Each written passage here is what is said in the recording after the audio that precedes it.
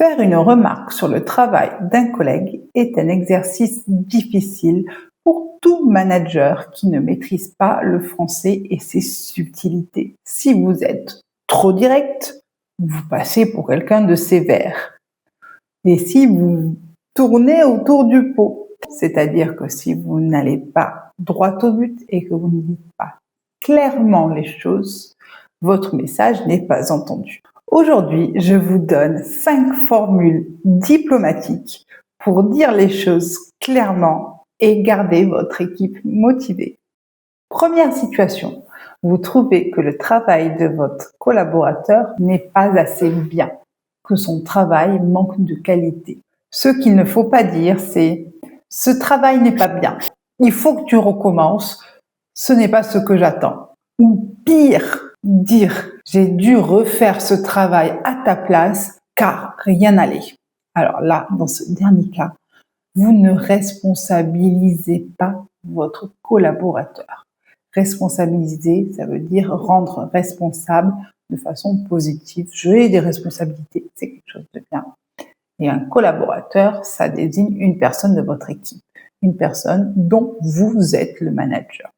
Dans ce cas, vous ne responsabilisez pas votre collaborateur et vous perdez votre temps, c'est encore pire. Au lieu de dire toutes ces phrases, je vous conseille de dire « J'ai remarqué un décalage entre ton travail et les objectifs habituels. Qu'est-ce qui se passe ?» Ou bien « Que s'est-il passé ?» Ou « Comment rectifier la chose ?» Dans ma solution, on part des faits et non d'un jugement. C'est très important. C'est l'essence même du management à la française et peut-être du management international. Deuxième cas, vous êtes en réunion ou en discussion avec plusieurs personnes et vous n'êtes pas d'accord. Vous voulez exprimer votre désaccord. Au lieu de dire directement « je ne suis pas d'accord », trop direct, trop frontal, le front. Je vous conseille vivement de dire « je comprends votre point de vue, mais je suis assez réservé sur la mise en pratique, la mise en œuvre, sur la façon de faire. » Ou bien alors, vous dites « je suis réservé, mais vous posez une question. » Par exemple, « je suis réservé, mais comment voyez-vous les choses du point de vue commercial ou du point de vue légal ?» Ou bien alors, « je suis réservé, mais que pensez de la réaction de ?» En ayant cette formule telle que « je suis réservé », puis ouvrir le débat sur certains sujets, vous ne dites pas non d'un coup. Vous laissez la personne en face de vous réfléchir et voir les choses de votre point de vue. Cela ouvre la discussion et cela permet de trouver un accord. Peut-être que vous êtes en désaccord et que la personne en face de vous va vous expliquer que vous êtes dans l'erreur, ou bien alors la personne en face de vous d'elle-même va réaliser que son propos n'était pas adéquat ou que son propos n'était pas approprié au sujet. Troisième cas, comment refuser une demande telle que des congés, un budget, etc. Dans ce cas-là, il y a 2 réactions différentes à mener selon que votre refus doit se faire à l'écrit ou à l'oral. À l'écrit, il va falloir faire très attention. Je vous conseille alors d'écrire « Dans l'état actuel des choses, je ne peux donner une suite favorable à votre demande de congé, etc. » Ici, on remplace le non par « je ne peux donner une suite favorable à ». Alors, c'est un peu solennel, administratif, mais c'est très professionnel. Et au moins, vous vous protégez de tout commentaire. Si votre réponse doit être orale, je vous conseille alors d'expliquer brièvement la règle générale pour votre refus et de proposer tout de suite une autre initiative. Par exemple, ton binôme, ton collègue avec qui tu fais équipe, a demandé dans les délais les mêmes jours que toi et cela a été accepté. Je ne peux donc pas t'accorder tes congés aux mêmes dates. Je te conseille alors de me faire d'autres propositions à des dates différentes.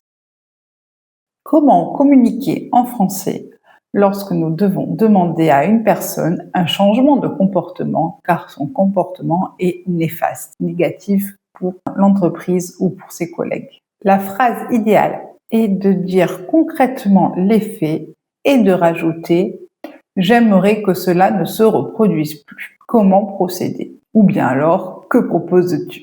Dans ce genre de phrase, vous ne blâmez pas la personne, vous rendez cette personne active. Vous la responsabilisez. Responsabiliser quelqu'un, c'est très important. Bien sûr, lorsqu'il y a un conflit en entreprise, il y a vraiment bien plus qu'une phrase à dire. La résolution de conflits en entreprise nécessite bien plus que quelques minutes en vidéo. Je ne peux pas tout vous expliquer. En tant que manager dans de grandes entreprises, j'ai dû résoudre des conflits et j'ai tout le temps utilisé le même outil qui s'est avéré très efficace. Je ne peux pas vous le détailler dans une simple vidéo comme ceci, mais je vous le propose en accompagnement personnalisé.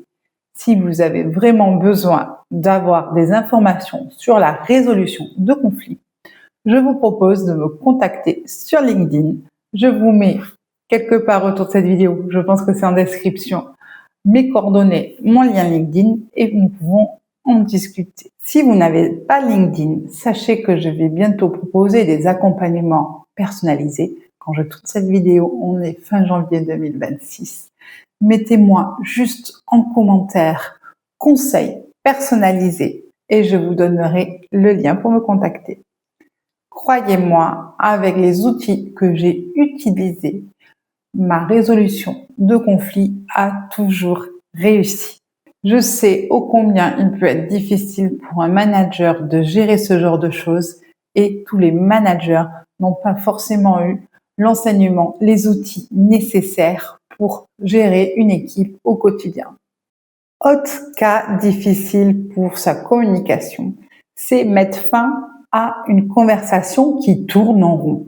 C'est-à-dire une conversation où on dit toujours la même chose, aucune solution n'est trouvée et ça dure et on n'a pas le temps de parler pour ne rien dire, on a quand même des actions à faire. Donc, parler un petit peu, c'est bien, mais au bout d'un moment, quand on n'a pas la solution, il faut quand même avancer.